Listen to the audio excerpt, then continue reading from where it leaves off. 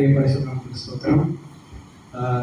மீஷக்கண்ணா சொன்ன மாதிரி இதான் என்னுடைய ஃபர்ஸ்ட் டைம் ஆரம்பம் வந்து இந்த மாதிரி இந்த சபையை பார்த்தா ரொம்ப சந்தோஷமா. தூரத்துலேருந்து வரும்போதே இந்த சபையை பார்த்தா ரொம்ப ஹாப்பியாக இருந்தது. அழகாக ஒரு காம்பேக்டடா ஒரு நல்ல ஃபேமிலியை பார்க்கும்போதே தெரிஞ்சு, தூரத்துலேருந்து பார்க்கும்போதே ரொம்ப எனக்கு ஆண்டவருக்கு துதிக்க மனசுல வந்துச்சு. உண்மையிலேயே இந்த ஒரு கிராமத்துல, இந்த ஒரு இடத்துல தேவன் உங்களையும் எங்களையும் என்னையும் தெரிந்து கொண்டு அவருடைய சமூகத்துல நம்மளை வச்சுக்கிறது ஒரு பெரிய ஒரு பாக்கியம். இங்கேயும் ஃபர்ஸ்ட் டைம் இந்த மியூசிக் டீமை பார்க்கும்போது, கோயில் டீமை பார்க்கும்போது ரொம்ப ஹாப்பியா இருக்கு.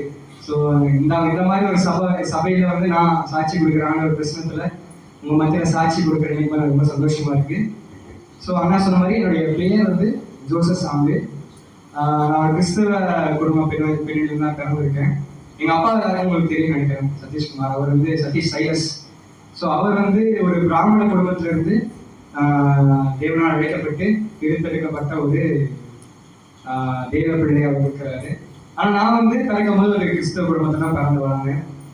எங்க அப்பா வந்து எனக்கு சின்ன வயசுல இருந்தே வந்து தேவனோட வார்த்தையை வந்து ஒரு நாள் தவறான என்னை வந்து ரொம்ப பத்திரமா பாதுகாத்து வளர்த்தது தான் வந்து எங்க அப்பா அம்மா செஞ்சு ஆரம்பத்துல செஞ்ச ஒரு மிகப்பெரிய ஒரு ஆசீர்வாதமா நான் கருதுறேன். இப்போ நான் சின்ன வயசுல இருந்து கேட்கும் போது வார்த்தைகளை கேட்டு, வசனங்களை கேட்டு, பைபிள் கதைகளை கேட்டு, நிறைய விஷயங்களை கேட்டு வளர்ந்துட்டு இருந்தேன்.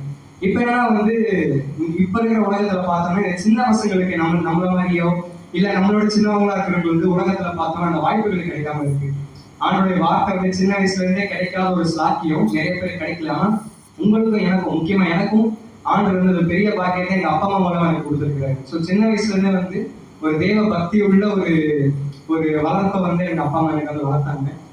அதே மாதிரி நானுமே வந்து சின்ன வயசுல வந்து பைபிள் படிக்கிறதும் சரி, ப்ரேயர் பண்றதும் சரி, மாதிரி தவறாம டெய்லி காலை இருந்துச்சு ப்ரேயர் பண்ணாதான் அந்த டே ஸ்டார்ட் பண்ணணும் அப்படின்ற மாதிரி எனக்கு வந்து சின்ன வயசுல இருந்து எங்க அப்பா அம்மா எனக்கு பழக்கிறதால ஆரம்பத்துல இருந்தே பைபிள் ரீடிங் அண்ட் ப்ரேயர் தினமும் இருக்கும், பண்ணிட்டே இருக்காங்க. இதே மாதிரி சின்ன வயசுல வேணா ஒரு LKG, UKG, first, second, third அப்படின்னு சொல்லிட்டு போயிட்டே இருந்தது. ஆனாலுமே சின்ன சின்ன சேட்டைகள்லாம் இப்போ சண்டே கிளாஸ் எல்லாம் பார்த்தோம்னா வசனம் சொல்லுவாங்க. இந்த மாதிரி மனப்பாட வசனம், அதாவது வாரத்துல ஏதாவது ஒன்று படிச்சுட்டு வந்து குரூப் மாதிரி பிரிச்சு விட்டுருவாங்க. அங்க வந்து வசனம் சொல்லுவோம். அப்ப நான் என்ன பண்றேன்னா சும்மா பேருக்கு பைபிள் படிக்க சின்ன வயசுல படிக்க சொல்லுவாங்கன்னு படிக்கிறதுக்கு வசனம் படிக்க மாட்டேன். என்ன பண்ணுவேன்னா டக்குன்னு வந்து நடந்து போற வழியில பார்த்தீங்கன்னாக்கா அந்த சர்ச்சு செவத்துல தான் வசனம் எடுத்து வச்சிருப்பாங்க. ஏதோ ஒரு வசனத்தை டக்குன்னு மனப்பாடம் பண்ணிட்டு உள்ள போய் வந்து வசனம் சொல்லிட்டு பைஸ் வாங்கிடுது. இந்த மாதிரிதான் வந்து என்னதான் வந்து நான் வந்து என்னை வந்து அப்பா அம்மா அப்படி வளர்த்தாலும் இந்த மாதிரி சின்ன சின்ன விஷயங்கள் தான் நான் தவறிட்டு தான் இருந்தேன். அது சின்ன வயசுல தெரியாட்டியும் அது வளரும் போது எனக்கு ரொம்ப அதிகமா எனக்கு வந்து ஃபீல் ஆச்சு. அப்போ வந்து என்னாச்சுன்னா நான் ஒரு தேர்ட் படிக்கும் போது நாங்க சென்னையில இருக்கோம். நான் செகண்ட் ஸ்டாண்டர்ட்ல 2008 வரைக்கும் சென்னையில இருக்கோம். அப்புறம் 2009 வந்து நாங்க வந்து மதுராந்தகம் வந்தோம். சென்னையில இருந்து மதுராந்தகம் வந்து ஸ்கூல் மாதிரி இடம் மாதிரி இங்க வந்தோம். இங்க இருக்கும் போது வந்து 3ல இருந்து 5 வரைக்கும் நான் வந்து வீடு பக்கத்துலயே ஒரு ஸ்கூல் இருக்கும். அப்போ வந்து வீட்டுக்கு அப்பதான் எப்ப நான் வீட்டு விட்டு தூரமா போனனோ அப்பதான் ஆண்டு விட்டு தூரமா போன மாதிரி எனக்கு கணக்கு. அப்ப நான் வீட்டுல வந்து 3 to 5 third standard, fifth standard வந்து வீட்டு பக்கத்துலேயே ஸ்கூலுக்கு படிக்கணும். நான் நல்லா படிப்பேன். எனக்கு ஆண்டு வந்து நல்ல ஒரு ஞானத்துக்கு படிக்கிற ஞானத்தை கொடுத்துருந்தாரு. ஸ்போர்ட்ஸ் ஆக்டிவிட்டிஸ்ல இருந்து கலந்துருப்பேன். அதே மாதிரி வந்து ஸ்கூல்ல நல்ல பேரு, ஸ்கூல் பீப்பிள் நேம்லாம் இருந்து நிறைய விஷயங்கள் வந்து ஆண்டு வந்து நிறைய விஷயங்கள் உதவி செஞ்சிருக்காரு. அப்படி இருக்கும் போது என்னுடைய பேரண்ட்ஸோட பிரேயரும் என்னோட பிரேயர் எந்த அளவுக்கு இருந்தது எனக்கு தெரியல. ஆனா எங்க அப்பா அம்மா பிரேயர் வந்து எனக்கு கடைசி வரைக்கும் வந்து உயர்த்துறதுக்கு ஒரு பெரிய ஒரு காரியமா இருந்துச்சு. அப்புறம் 6th படிக்கும் போது ஒரு விஷயமா என்னாச்சுன்னா நான் வேற ஸ்கூல் சேஞ்ச் ஆகிற மாதிரி இருந்துச்சு. ஸோ 6th இருந்து 12th வரைக்கும் நான் வேற ஸ்கூல்ல படித்தேன். ஸோ அந்த 6th and 12th அந்த ஒரு காலகட்டம் தான் எனக்கு அந்த வேத வாசிப்பும் ஜெபமும் அப்பா அம்மாவுக்கு கீழ்படுகிற காரியங்கள்ல சபைக்கு ஏதுவான காரியங்கள் வந்து நிறைய வித்தியாசங்கள் நான் பார்க்க ஆரம்பிச்சேன். எப்போ எனக்கு இடம் மாறின பின்பு எனக்கு நண்பர்கள் நிறைய பேர் மாற ஆரம்பிச்சிட்டாங்க. அது வரைக்கும் வந்து எனக்கு நண்பர்கள் வந்து ஆண்டு அமைச்ச மாதிரியே இருக்கும். எனக்கு கூட படிக்கிற பசங்க, ரொம்ப சேட்டை பண்ணாத பசங்க, அந்த மாதிரியே வந்து என் கூட சேர்ந்தவங்க. நான் ஸ்கூல் மாறின பிறகு எனக்கு சேர்ந்த ஒரு நண்பர்களுடைய என்னை சுத்தி இருக்கிற மக்களுடைய பேச்சு வழக்கு, அவங்களுடைய ஆட்டிடியூட் வந்து டிஃப்ரெண்டா இருந்தது. ரொம்ப கெட்டவாத பேசுவாங்க, நிறைய சினிமா பாடல்கள் பாடுவாங்க. அதாவது சினிமா பாடல்களை தாண்டி வந்து ஒருத்தரை வந்து கொச்சப்படுத்துற விதமா நிறைய விஷயங்கள் பண்றது, பேசுறது, இந்த மாதிரி நிறைய விஷயங்கள் வந்து என் கூட இருக்கிறவங்க தான் பண்ணிட்டு இருக்கும்போது அதெல்லாம் எனக்கு கேட்கும் போது பார்க்கும் போது வித்தியாசமா இருந்தது. ஏன்னா வந்து அது வரைக்கும் அந்த மாதிரி வார்த்தைகளையோ அந்த மாதிரி விஷயங்களை கேள்விப்படாம அங்க போய் நான் முதல்ல அதை கேட்கும் போது எனக்கு ரொம்ப வித்தியாசமா இருந்தது. அண்ட் அங்க இருக்கிற பசங்களை பார்க்கும்போது ஒரு மாதிரி ஒரு ஆட்டிடியூடா இருந்தாங்க. ஸோ இப்படி இருந்தாதான் வந்து நம்மளை மதிப்பாங்க போல, இப்படி இருந்தாலும் ஸ்கூல்ல கெத்து, இப்படி இருந்தாலும் வந்து லைஃப்ல வந்து நான் கெத்தா இருக்க முடியும் அப்படின்ற மாதிரி ஒரு ஆட்டிடியூடா எனக்கு கொடுத்துட்டாங்க. நீ கெட்ட வார்த்தை பேசணும், டீச்சர்ஸ் வந்து எதிர்த்து பேசணும்டா, நீ வந்து 3 நிமிஷம் ஒரு திட்டுறாங்களா நீ பதிலுக்கு பேசணும், நீ பயந்துட்டனா வந்து நீ பாரு ஒரு கேர்ள் மாதிரி நீ அப்படின்ற மாதிரி ரொம்ப என்ன அந்த மாதிரி தாழ்த்தி பேச ஆரம்பிச்சா. அது வந்து எனக்கு ரொம்ப அஃபெக்ட் ஆக ஆரம்பிச்சிச்சு எனக்கு. ஏன்னா அந்த வயசு எனக்கு விவரம் தெரியாத இடத்துல அவங்க பண்றதுதான். அப்போ நான் என் ஃப்ரெண்ட்ஸ் கூட இருக்கணும்னா என் ஃப்ரெண்ட்ஸ் பண்ற மாதிரி நான் பண்ணாதான் வந்து என்னால வந்து அவங்களோட இருக்க முடியும், அவங்களுக்கு ஈக்குவலா நான் இருக்க முடியும் சொல்லிட்டு எனக்கு மைண்ட்ல வந்து ரெஜிஸ்டர் ஆயிடுச்சு. அதனாலே வந்து நான் ஃப்ரெண்ட்ஸோட நிறைய பேச்சு அவங்களோட நிறைய டைம் ஸ்பெண்ட் பண்ணி என்னாச்சுன்னா என்னுடைய ஆரோக்கிய வாழ்க்கையில பெரிய பேக்ஸ்ல வர ஆரம்பிச்சிச்சு. So 6th 7th 8th 9th நல்லா படிச்சுட்டு இருந்தாங்க. ஒவ்வொரு எக்ஸாம்லயும் வந்து 50 மார்க்கு 40 மார்க்கு அப்படி பார்டர் மார்க்ல பாஸ் ஆகிட்டு இருந்தேன். 5th வரைக்கும் வேற மாதிரி, 6th இருந்து 9th வரைக்கும் வேற மாதிரி, 6th இருந்து 12th வரைக்கும் வேற மாதிரி தான் சொல்லணும். ஏன்னா 10th வந்து 12th இன்னும் மோசமா போச்சு. 6th 9th இருந்தது எவ்வளவு கம்மியும் 10th வந்து என்ன பண்ணுவாங்கன்னா டெய்லி டெஸ்ட் மாதிரி வைப்பாங்க. Morning test and monthly test weekly test daily வைப்பாங்க. அப்ப பாத்தீங்கன்னா அந்த ரிசல்ட்ஸ் எல்லாம் பாத்தீங்கன்னா ஏதோ ஒரு சப்ஜெக்ட்ல வந்து ஃபெயிலியரோ இல்ல ஏதோ ஒரு எல்லா சப்ஜெக்ட்டும் பாத்தீங்கன்னா பார்டர் மார்க் பாஸ் அந்த மாதிரி தான் வந்துகிட்டே இருக்காங்க. ஸோ அதனால வந்து நான் 10th ரொம்ப கம்மி மார்க் தான் எடுத்தேன், 393 மார்க் தான் எடுத்தேன். ஏன்னா எனக்கு வந்து நிறைய எய்ம் இருந்தது லைஃப்ல. நான் பெருசான பிறகு இது ஆகணும், நான் நான் வந்து ஸ்பிரிச்சுவல் லைஃப்ல நல்லா வளரணும், அதே சமயம் உலகத்திலேயே நான் வந்து செழிப்பா இருக்கணும் ஆண்டவருக்காக அப்படின்ற பல ஆசைகள் என்ன ஆச்சுன்னா அது வந்து போக போக மறைய ஆரம்பிச்சிச்சு எனக்கு. ஏன்னா இருளை வந்து மூடிடுச்சு. ஏன்னா வந்து என்னுடைய நண்பர்கள் பேசுற காரியங்கள், நண்பர்கள் செய்யற செயல் தான் வந்து எனக்கு பெருசா தெரிஞ்சது.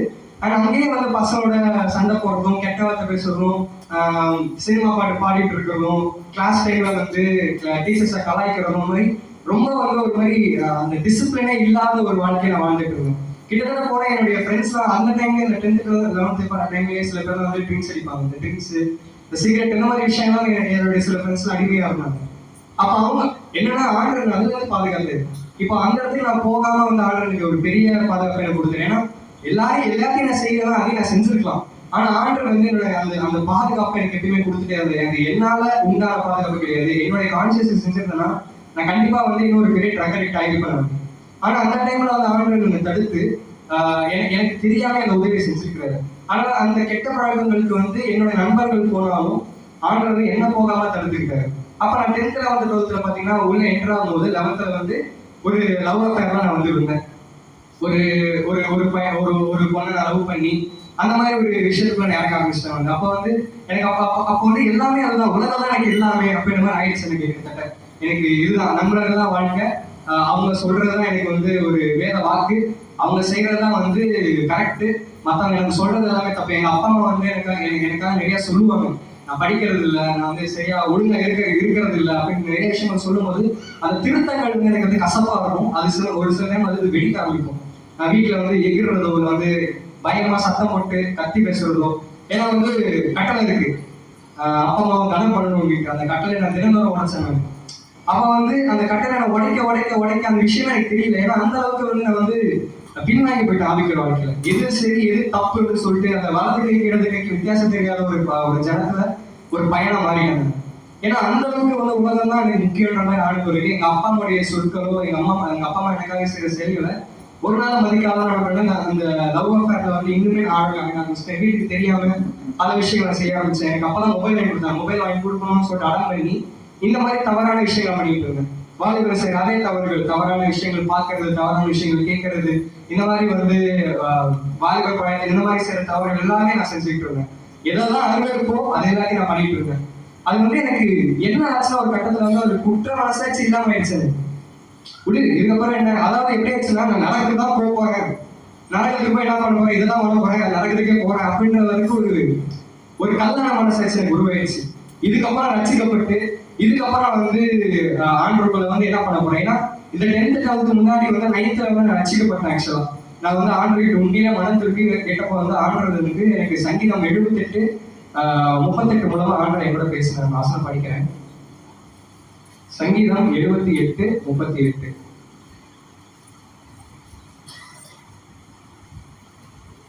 அவரோ அவர்களை அழிக்காமல் இரக்கமுள்ளவராய் அவர்கள் அக்கிரமத்தை மன்னித்தார்.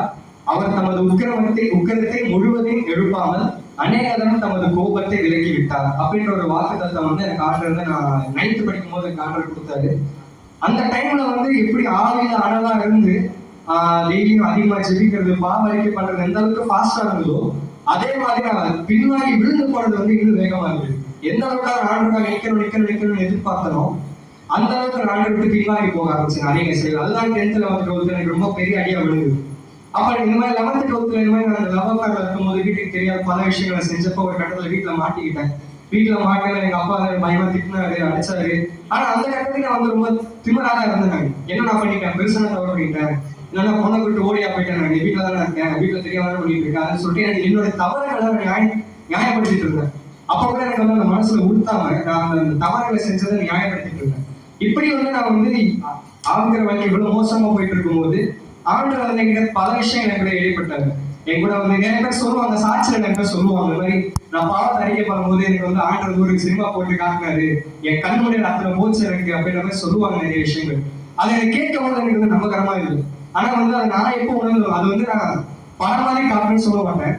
ஆனா வந்து எப்பப்பதான் எனக்கு தோணுதோ அப்பப்பதான் நான் ரேண்டமா ஒரு இடத்துக்கு போனா எனக்கு டக்குனு ஒரு விஷயம் ஞாபகம், அப்படி போனா எனக்கு அப்படி ஒரு தப்பு பண்ண ஞாபகம், இப்படி வந்து போனா எனக்கு ஒரு விஷயம் ஞாபகம். இந்த மாதிரி அடிக்கடி வந்து எனக்கு ஆண்டு உணர்ந்துட்டே இருப்பாரு. ஆனாலும் என் கல் நெஞ்சு என்ன பண்ணுன்னா, பரவாயில்ல என்ன பண்ண போற, இப்போ சொல்லி நம்ம மன்னிப்பு கிட்ட என்ன பண்ண போற, இப்ப யாருக்கு மன்னிப்பு கிட்ட என்ன பண்ண போற, இப்போ ஆலை பார்த்துட்டு போகின்ற மாதிரி இன்னொரு மனசாட்சி.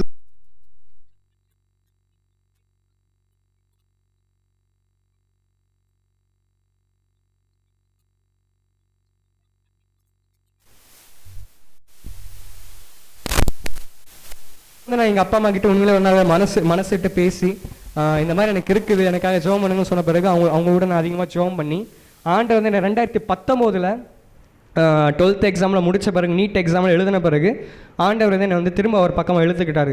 அதுக்கப்புறம் வந்து அந்த லவ் அஃபேரை நான் பிரேக்கப் பண்ணிவிட்டு என்னுடைய கெட்ட நண்பர்களுடைய சகவாசத்தை விட்டுட்டேன். அப்போ தான் நான் தெரிஞ்சுக்கிட்டேன் என் கூட ஆவிக்குற நண்பர்கள் வந்து என் கூட சுற்றி இருக்கணும் அப்படின்ட்டு. ஏன்னா வந்து நான் ஒரு விழுந்து போகிற மனுஷன். நான் வந்து எப்பயுமே ஆண்டருக்காக ஸ்டடியாக நிற்கக்கூடிய ஆள் கிடையாது, நம்ம யாருமே கிடையாது. ஆனால் வந்து நமக்கு ஒரு மென்டார், நம்மளுக்கு ஒரு போதகரோ இல்லை நம்ம வந்து தேவ ஆவியை பெற்ற ஒரு நண்பர்கள் நம்மளோட இருந்தா அப்படின்னா நம்ம வந்து ஆண்டவர் பாதையில் நடக்க முடியும் அப்படின்ற விஷயத்தை நான் வந்து அப்போ தான் நான் தெரிஞ்சுக்கிட்டேன். அப்போ வந்து என்னுடைய சுற்றி இருக்கிற நண்பர்களை, என் கூட இருக்கிற என் பக்கத்தில் இருக்கிறவங்க இல்லை நான் இன்னொருத்தவங்களுக்கு வந்து முன்மாதிரியே இருக்கணும் அப்படின்ற பட்சத்தில் நான் ஆண்டவருக்காக சாட்சியாக நிற்கணும். என்னுடைய ஸ்பிரிச்சுவல் லைஃப், என்னுடைய ஆவிக்குரிய வாழ்க்கை வந்து ஆண்டவருக்குள்ள அதிகமாக வளரணும் அப்படின்ற ஒரு பெரிய தீ எனக்குள்ளே ஒரு அனல் வந்து எனக்குள்ளே உருவாச்சு. இதுக்கப்புறம் ஸ்கூல் முடிச்சுட்டு நான் காலேஜ் போனேன். ஸ்கூலில் வந்து 12th வந்து 383 எடுத்த 600க்கு, அதுவும் 60% மார்க் தான். அந்த மார்க்கை வச்சு எனக்கு எங்கேயுமே காலேஜ் கிடைக்கவே இல்லை எனக்கு. ஏன்னா இவ்வளோ லோ பர்சன்டேஜ் நான் எடுக்க போகிற டிகிரி என்னென்னா பிஎஸ்சி சைக்காலஜி அப்படின்னு சொல்லிட்டு நான் யோசிச்சுட்டு இருந்தேன். நான் இந்த பிஎஸ்சி சைக்காலஜிக்கு யார் உனக்கு வந்து 60%க்கு வந்து இது தருவா, சீட்டு தருவா அப்படின்ற ஒரு பெரிய குழப்பம் எனக்கு இருந்தது. ஆனாலுமே வந்து எனக்கு அந்த ஒரு விஷயம் மாறல. எனக்கு ஆண்டர் வந்து உணர்த்திட்டே இருந்தால் நான் வந்து பிஎஸ்சி சைக்காலஜி தான் படிக்கணும் அப்படின்ற ஒரு ஆசை எனக்கு இருந்தது. அப்போ நான் மேற்கொண்டு நான் வந்து நிறைய காலேஜ், நானும் எங்கள் அப்பா வந்து கிட்டத்தட்ட கோயம்புத்தூர் போயிட்டு ஒரு காலேஜில் போய் சேர்த்தோம். அங்கே வந்து கொஞ்சமான ஃபீஸில் வந்து அந்த பிஎஸ்சி சைக்காலஜி கோர்ஸ் கிடைக்க எனக்கு பெரிய ஆண்டவர் கிருபை செஞ்சார். அங்கே நான் சேர்ந்து 3 வருஷம் படித்தேன். 3 வருஷம் படித்த பிறகு அங்கேயுமே பெரிய சவால் இருந்தது. என்னென்னா வந்து அந்த சைக்காலஜி கோர்ஸ் பார்த்தீங்கன்னாக்கா பெரிய பாய்ஸ் நிறைய சூஸ் பண்ண மாட்டாங்க அந்த கோர்ஸ். ஆக்சுவலாக எனக்கு அங்கே போன பிறகு தான் தெரிஞ்சது. எனக்கு அங்கே போன ஒரு ஃபுல்லாக கேர்ள்ஸ் தான் இருக்காங்க அங்கே. எனக்கு என்னென்னா வந்து நான் ஆண்டவருக்கு ஜெபிச்சுக்கிட்டு இருந்தேன், ஆண்டவரே வந்து இந்த கேர்ள்ஸ்னால தான் வந்து இந்த கேர்ள்ஸ் இஷ்யூஸில் வந்து நான் மாட்டிக்கக்கூடாது, ஏற்கனவே இந்த மாதிரி ஒரு பொண்ணோட வாழ்க்கையில் இப்படி ஆயிடுச்சு எனக்கு, இதுக்கப்புறம் வந்து எப்படி ஆண்டவரேன்னு சொல்லிட்டு நான் ஜெபிச்சுட்டு இருக்கும்போது என்னை ஆண்டவர் அந்த மாதிரி இடத்துல தான் போய் வச்சார். கிட்டத்தட்ட என் கிளாஸில் வந்து 20 பேர் இருக்காங்கன்னா ஒரு 3 பேர் தான் பசங்க, மற்றவங்களாம் கேர்ள்ஸ் தான் இருக்காங்க. அப்படின்ற பட்சத்தில் வந்து எனக்கு ரொம்ப கஷ்டமாக இருந்தது. எப்படி இந்த இடத்துல நான் சர்வை பண்ண போகிறேன், எப்படி இந்த இடத்துல நான் ஆண்டருக்காக நான் சாட்சியாக நிற்க போகிறேன். இப்போ தான் நான் ஆண்டருக்குள்ளே கொஞ்சம் கொஞ்சமாக வந்துக்கிட்டு இருக்க டைமில் எதுக்கு இன்னுமே எனக்கு ஏன் இவ்வளோ பெரிய சோதனைக்கு இருக்குது அப்படின்னு சொல்லிட்டு நான் ஜெபிச்சுக்கிட்டேன். ஆனாலும் ஆண்டவர் சொன்னது வந்து நீ ஜெபி, நான் பார்த்துக்கிறேன் மற்ற விஷயத்தை அப்படின்ற மாதிரி எனக்கு ஆண்டவர் வந்து தைரியத்தை கொடுத்தாரு. அந்த 3 வருஷத்தை முடிக்கிறதுக்கு ஆண்டவர் பெரிய கிருபை செஞ்சார். முடிக்கும் போது என்னால் நம்ப முடியாத அளவுக்கு 80% மார்க்கோடு நான் வந்து யூஜி காலேஜ்லேருந்து வெளியே வந்தேன். ஸோ வெளியே வரும்போது நல்ல பர்சன்டேஜாக இருந்தாலும் எம்எஸ்சி காலேஜ் அடுத்து எம்எஸ்சி படிக்கணும் அப்படின்ற ஒரு விஷயம் வந்து வந்துச்சு. ஸோ அதுக்காக நான் காலேஜ் தேட ஆரம்பிச்சு திருச்சியில் ஜாயின் பண்ணேன். திருச்சியில் வந்து ஹோலி கிராஸ் அப்படின்ற ஒரு காலேஜை ஜாயின் பண்ணேன். அந்த காலேஜுமே பார்த்தீங்கன்னாக்கா வந்து அது ஒரு கேர்ள்ஸ் காலேஜ் எனக்கு தெரியாது. உள்ளே போன பிறகு தான் தெரியுது அது ஒரு கேர்ள்ஸ் காலேஜ் அப்படின்ட்டு. அங்கே போனால் வந்து ஒரு சில டிபார்ட்மெண்ட் மட்டும் கோ எஜுகேஷன், அதாவது பிஜி படிப்புக்கு மட்டும் ஒரு 4 டிபார்ட்மெண்ட்டில் கோ எஜுகேஷன் இருக்குது. அதுவும் சைக்காலஜி வந்து ஒரு கோ எஜுகேஷன், அதாவது ஆண்களும் பெண்களும் சேர்ந்து படிக்கலாம் அப்படின்ற ஒரு இது வந்தது. அதுலேயுமே பார்த்தீங்கன்னாக்கா வந்து அங்கே தான் எனக்கு வந்து பெரிய பெரிய சோதனைகள் ஏற்பட்ட ஒரு தருணம்.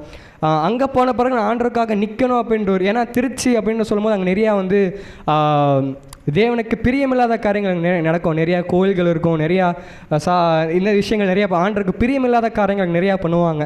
அங்கே போன பிறகு அங்கே நான் ஆண்டருக்காக சாட்சியாக நிற்கணும் அப்படின்ற ஒரு பெரிய பொறுப்பை வந்து எனக்கு ஆண்டர் வந்து கொடுத்தாரு. நீ இருக்கிற இடத்துல நீ தான் வந்து மற்றவங்களுக்கு ஒளியை கொடுக்கணும், நீ தான் அங்கே இருக்கிறவங்களுக்கு வந்து சாட்சி நீ பகரணும், உன்னுடைய வாழ்க்கை தான் உன்னுடைய சாட்சி அப்படின்ற விஷயத்தை வந்து எனக்கு வந்து ஆண்டர் வந்து ஆழமாக உணர்த்தினார்.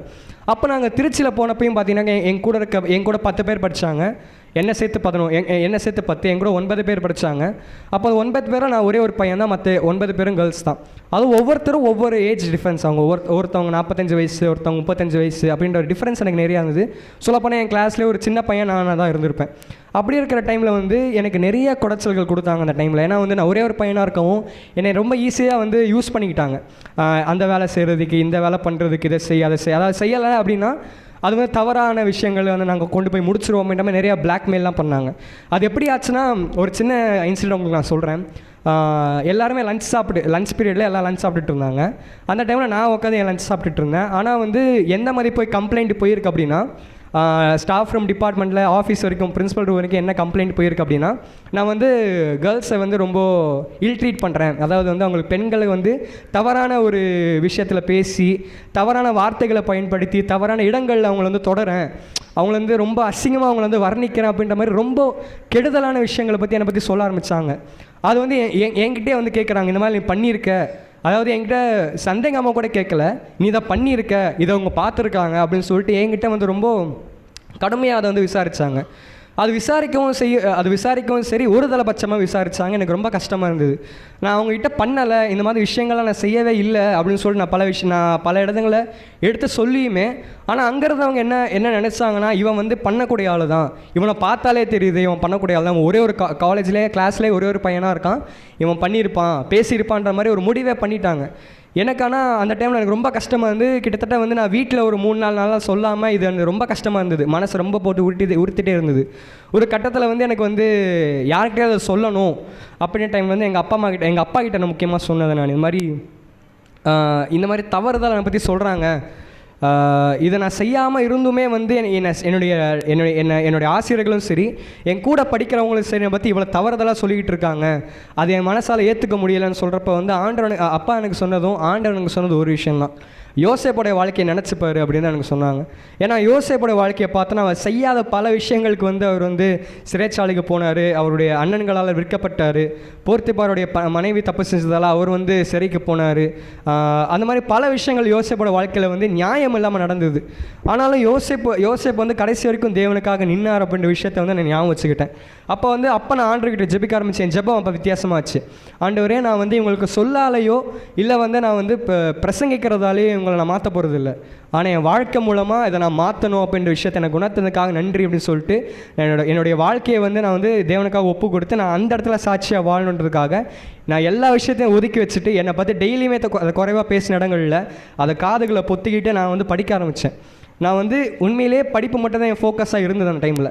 அப்போ வந்து நான் எல்லா எக்ஸாம்ஸ்லையும் பார்த்தீங்கன்னாக்கா ஃபஸ்ட் ரேங்க் வர மாதிரி, எல்லா எக்ஸாம்ஸ்லையும் வந்து 90%, 92%, ஒவ்வொரு எக்ஸாம்ஸ்லையும் வந்து நான் இவ்வளோ ஸ்கோர் பண்ண ஆச்சுன்னா பிரச்சனை வேறு மாதிரி ஆகி இவன் வந்து டீச்சருக்கு ஃபேவரட் ஆகிட்டான். இப்போ வந்து இவன் டீச்சருக்கு ஒரு செல்லமான குழந்தையானதால் இவனை வந்து ரொம்ப தூக்குறாங்க, அப்போ இவன் தப்பு பண்ணாலும் இவனை யாரும் கேட்குறது ஆள் இல்லை அப்படின்ற மாதிரி பிரச்சனைன்னு வேறு மாதிரி போச்சு. ஆனால் இருந்தாலும் வந்து இதுவும் மாறதான் செய்யும். இந்த மாதிரி பேசின மக்கள் இப்படியும் பேசுவாங்க. ஏன்னா ஏசப்பாவை வந்து சிலுவையில் அரைஞ்ச அதே மக்கள் தான், அதுக்கு ஒரு வாரத்துக்கு முன்னாடி ஓசனான்னு சொல்லிட்டு தேவனை உயர்த்தி பாடின அதே மக்கள் தான். அதே மாதிரி தான் நான் யோசிச்சுக்கிட்டேன். அவங்கள என்னை பற்றி குறையாக சொன்னவங்க என்னை பற்றி நிறையவாகவும் சொல்கிறாங்க, என்னை பற்றி நிறையவாக சொன்னவங்க என்னை பற்றி குறையாகவும் சொல்கிறாங்க. இதுதான் உலகம் அப்படின்ற விஷயத்தை நான் அண்டர்ஸ்டாண்ட் பண்ணிக்கிட்டு என்னுடைய குறிக்கோள் இப்போதைக்கு நான் படித்து தேவனுக்காக சாட்சியாக வாழணும் அப்படின்ற ஒரு நோக்கத்தோடு வந்து அந்த எம்எஸ்சி சைக்காலஜியை வந்து நான் முடிக்கிறதுக்கான எனக்கு பெரிய கிருபை செஞ்சார். முடிக்கும் போது எனக்கு வந்து 89% எனக்கு வந்து ஆண்டர் வந்து இந்த கோல்டு மெடல் எக்ஸாம் எழுதுறதுக்கு வந்து என்னை வந்து தீர்வு செஞ்சுருக்காங்க. உண்மையிலேயே என் லைஃப்பில் வந்து அந்த ஒரு பெரிய அச்சீவ்மெண்ட் அடைஞ்சதே இல்லை. என்னுடைய படிப்புலையும் சரி, என்னுடைய ஆவிக்கிற வாழ்க்கையிலையும் சரி, இப்போ வரைக்கும் தேவனுக்காக நான் சாட்சியாக நின்றுட்டுருக்கேன். இனிமேல் நிற்கணுன்ற ஆசை எனக்கு இருக்குது, வாஞ்சை எனக்கு இருக்குது. அவ்வப்போது ஒரு சில விஷயங்கள் நான் தவறி விழுந்து போகிற ஒரு ஜீவி எனக்கு இருக்குது. ஆண்டருக்காக எவ்வளோ நின்னாலும் ஒரு சில விஷயங்களை வந்து என்னுடைய மாம்சம் வந்து என்னை மேற்கொண்டு ஒரு கோவப்படுறதோ இல்லை எரிச்சலாகதோ எதிர்த்து பேசுகிறதோ இந்த மாதிரி இந்த காரியங்கள்லாம் வந்து ஒரு சில டைம்ஸ் வெளிப்படுது. ஆனாலும் சுத்திகரிப்பு பண்ணுறது வந்து நம்ம வாழ்க்கையில் ஒரு முக்கியமான ஒரு கட்டம். தேவனுடைய வருகை வர வரைக்கும் நம்ம வந்து நம்ம பரிசுத்தமாக பார்த்துக்கொள்ள வேண்டியது ஒரு பெரிய பொறுப்பு ஆண்டவர் கொடுத்துருக்காரு. எனக்காகவும் எங்கள் குடும்பத்துக்காகவும் ஜெபிச்சு கொள்ளுங்க. உண்மையில் அந்த சாட்சி வந்து அவங்க கூட இடைப்பட்டிருக்கிறோம். இந்த மாதிரி காரியங்கள் நீங்களும் உங்கள் வாழ்க்கையில் நீங்கள் ஃபேஸ் பண்ணியிருப்பீங்கன்ற ஒரு விசுவாசத்தை ஆண்டவர் கொடுத்துருக்கா. நீங்கள் அதை உங்கள் மனசில் அதை ஆழமாக பதிஞ்சிருக்க நம்புகிறேன். தேவனுக்கு மகிமை உண்டாவதாக. ஆமென்.